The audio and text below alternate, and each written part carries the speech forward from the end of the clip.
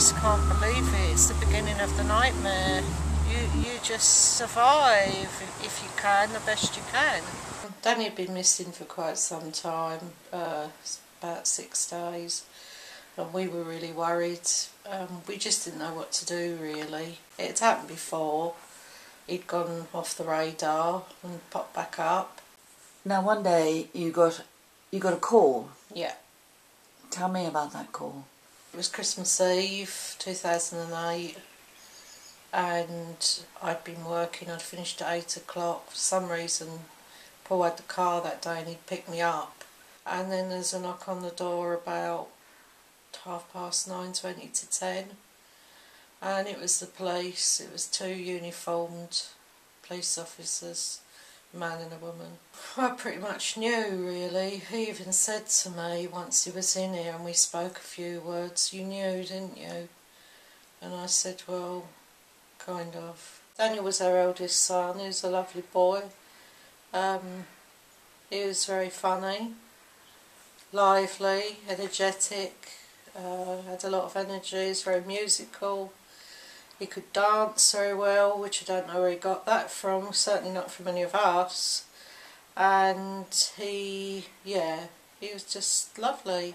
But he struggled a lot. He was very troubled. He had a mental illness, and he had dyslexia, and he was gay, and that's an awful lot to be struggling against in this world.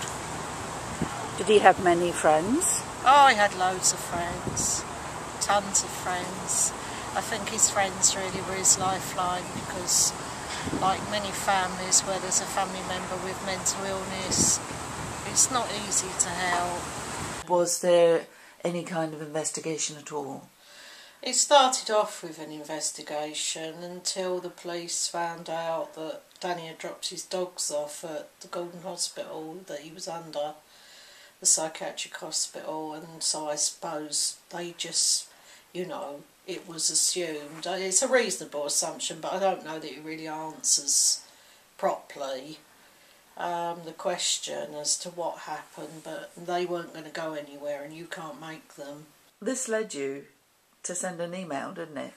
Yeah, I read a book by Peter Ackroyd, Sacred River, and he mentioned in there that there were written records kept of events and occurrences on the Thames. When you have a death like this, it's like, at the time, everyone reacts right in that moment, but then it's almost like the waters close over it again and it's gone. But it's not gone for you. And so I emailed Rob, who's the curator of the Thames Police Museum, and that's how we came to have conversations about, I just said to him, "You'd think there'd be a memorial," and we had a few conversations about that.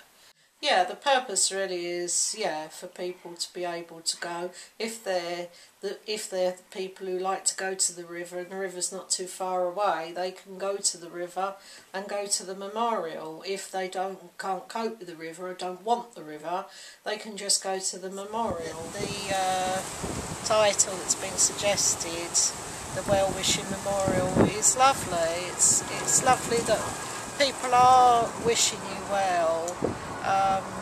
They do care and they do want to do something for you.